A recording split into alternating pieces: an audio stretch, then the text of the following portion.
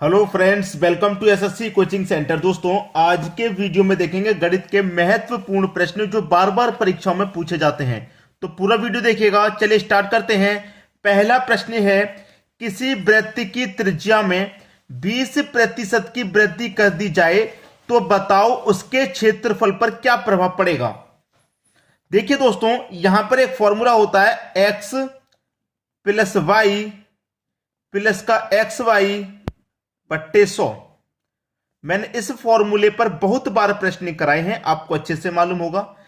x की जगह a लेते हैं, y की जगह b ले लेते हैं, कोई बात नहीं, x y ले लो या a b ले लो, ट्रिक वही रहेगी। अब यहां पर क्या कह रहा है, 20% की वृद्धि, 20% की वृद्धि कह रहा है, तो दूसरी भी क्या होगी, 20% की वृद्धि होगी। क्लियर है। अब यहां पर 20 प्लस 20 प्लस x कितना है आपका 20 है, y भी आपका 20 है, बटे में कितना है 100 है।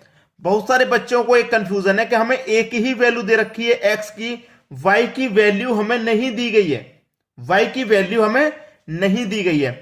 देखिए, क्षेत्रफल बराबर क्या होता है, पाई आर स्क्वायर होता है, और आर स्क्वायर का मतलब क्या है, आर गुने आर, यही तो है, आर गुने आर। तो एक आर की वैल्यू 20 है तो दूसरे आर की वैल्यू भी 20 होगी, तभी तो 20 का स्क्वायर होगा, आर का स्क्वायर होगा। इस तरीके से होता है।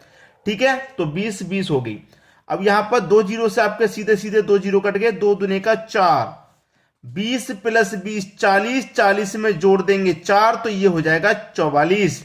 तो 44% की क्या हो जाएगी, वृद्धि हो जाएगी। ये आपके प्रश्न का बिल्कुल सही जवाब आ जाएगा। क्लियर, 44% की वृद्धि, सी ऑप्शन आपके प्रश्न का बिल्कुल सही जवाब है। सभी को समझ में आ गया। अब देखेंगे अगला प्रश्न। अगला प्रश्न है, एक सिनेमा हॉल की टिकट दर में 20% की कमी करने पर उसके दर्शकों की संख्या में 30% की वृद्धि हो जाए तो उसके आय पर क्या प्रभाव पड़ेगा।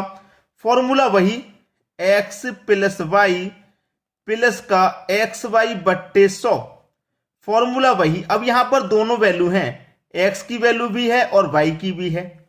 ठीक है, जिसमें एक ही वैल्यू होती है तो उसमें क्या करते हैं, वही दूसरी वैल्यू को रखते हैं।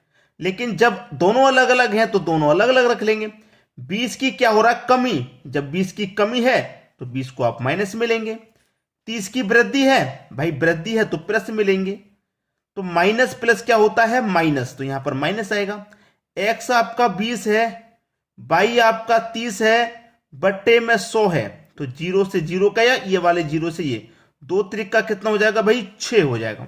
ठीक है, माइनस का 20 देखिए, और प्लस का 30, और फिर माइनस का 6 है, यही तो है।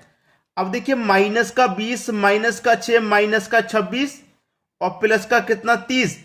अब प्लस के 30 में से माइनस का 26 कटेगा तो प्लस का 4 बचेगा, और प्लस का मतलब क्या है, वृद्धि।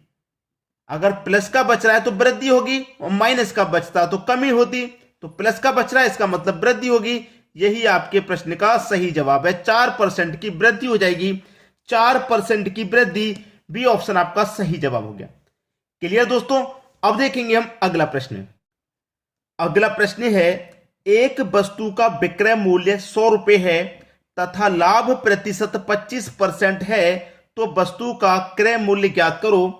भाई देखिए, विक्रय मूल्य क्या है, एक वस्तु का 100 रुपए है, उस पर हमें 25% का लाभ है।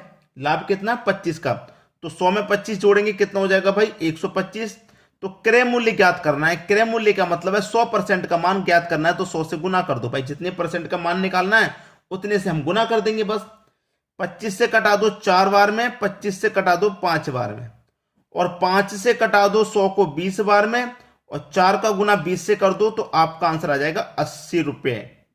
तो क्रय मूल्य क्या है, 80 रुपए है। 80 रुपए मतलब पहला ऑप्शन आपका सही जवाब हो जाएगा। क्लियर सभी को। अब देखेंगे अगला प्रश्न। अगला प्रश्न है, एक त्रिभुज के कोणों का अनुपात 3 5 7 है, तो सबसे बड़े कोण का मान ज्ञात करो। भाई आपके पास 3 कोण का मान है, 3:5:7। ठीक है, 3 कोण का मान, तो सबसे बड़े कोण का मान ज्ञात करें। देखिए यहां पर मैं आपको एक चीज बता दूं, एक त्रिभुज के कोणों का अनुपात दे रखा मैं, एक त्रिभुज के कोणों का अनुपात। तो आपको पता है कि त्रिभुज के कोणों का योग कितना होता है, 180 डिग्री होता है। त्रिभुज के तीनों कोणों का योग होता है 180 डिग्री, तीनों कोणों का।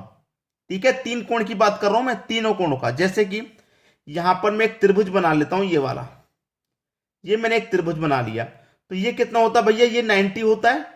ठीक है, ये 90 होता है, तो ये 45 और ये भी कितना होता है 45। तो 45 45 90 90 और 90 180। तो त्रिभुज के तीनों कोणों का योग 180 डिग्री होता है। ठीक है, अब तीनों कोणों का एक योग 180 है और तीनों का अनुपात इतना है, तो योग में अनुपात से डिवाइड कर दो भाई जोड़ के, 3 और 5 8 7 15। तो अनुपात के योग से त्रिभुज के योग में डिवाइड कर दो, 15 से कटा दो, 12 बार में जाएगा। तो 12 का गुना 7 में कर दो, 12 सत्ते 84, 12 पंजे 60, 12 त्रिका 36। पूछ क्या रहा है, सबसे बड़े कोण का मान। तो सबसे बड़ा कौन है भैया, जो अनुपात में बड़ा होगा वही सबसे बड़ा होगा। तो 84 सबसे बड़ा कोण है, 84। ठीक है, सी ऑप्शन आपके प्रश्न का क्या हो जाएगा, बिल्कुल सही जवाब। समझ में आ गया। अब देखेंगे अगला प्रश्न।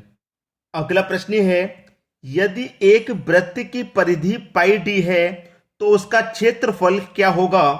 देखिए यहां पर मैं आपको करके दिखा दूं, वृत्त की परिधि बराबर होता है 2 पाई आर। ठीक है, लेकिन वृत्त की परिधि हमें दी गई है पाई डी, तो कितने के बराबर होगी, 2 पाई आर के। अब देखिए पाई से पाई कट जाएगा, तो डी का मान कितना हो जाएगा 2 आर।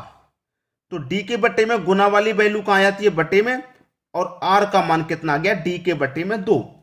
पूछ क्या रहा है, क्षेत्रफल क्या होगा, और जबकि क्षेत्रफल बराबर क्या होता है, पाई आर स्क्वायर होता है।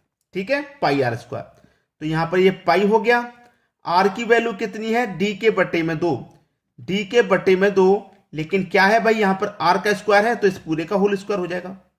तो ये पाई हो जाएगा डी का होल स्क्वायर, तो डी का मतलब डी का स्क्वायर, और 2 का होल स्क्वायर मतलब 4। तो क्षेत्रफल कितना आया, क्षेत्रफल आया डी पाई डी स्क्वायर बट्टे में 4, पाई डी स्क्वायर बट्टे में 4। यानी कि पहला ही ऑप्शन आपके प्रश्न का क्या हो जाएगा, सही जवाब। सभी को समझ में आ गया प्रश्न। वीडियो देखने के लिए दोस्तों आपका बहुत बहुत धन्यवाद।